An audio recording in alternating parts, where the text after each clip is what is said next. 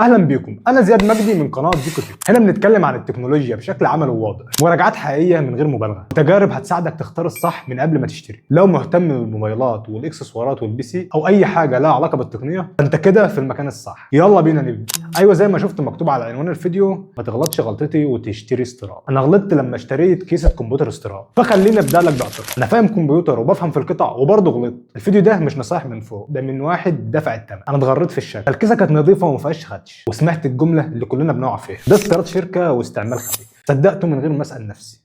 طب هي ليه رخيصه كده؟ انا ما استعجلتش التاجر، ولكن كنت انا اللي مستعجل نفسي. ما فتحتش الكيسه صح وركزت في كل مسمار فيها. ما بصيتش على الباور كويس وقلت ما شغاله زي الفل اهي. الجهاز فصل مره وفصل تاني وفصل تالت، فانا قلت ده اكيد حراره الكابل او كهرباء من البيت. كنت بدور على اي سبب غير السبب الحقيقي، وغير ان انا اطلع نفسي غلطان. كلمه شغاله دي اخطر كلمه، لان الشغل حاجه والامان حاجه. الباور كان شغال تمام خالص، بس كان فاضل تكه ان هو يضرب. اول ما الفني فتح الكيسه لقيته بيبص له باستغراب، ولقيته بيقول لي: انت عارف اللي كان ده هيحصل؟ ساعتها سكت لاني فهمت ده مش بس باور اتحرق، ده المذر بورد وجزء من الرامات كمان، وفلوس كنت فاكر اني موفرها بس راحت عليا. ساعتها اتعلمت ان الاستيراد مش وحش، الوحش كله في الاستسهال. الباور الاستيراد مخاطره، واهم حاجه ان الضمان مش رفاهيه. رساله ليك بقى، لو انت ناوي تشتري كيسه استيراد فما تعملش زيي. افتح مره واثنين وجرب وما تتكسفش. والله الكسوف في الاول ارخص من الندم بعدين. فده اعترافي، مش عشان انا صح، ولكن عشان انت ما تغلطش غلطتي. لو الكلام لمسك اعمل لايك واشترك في القناه، يمكن اعتراف بسيط يوفر عليك خساره كبيره.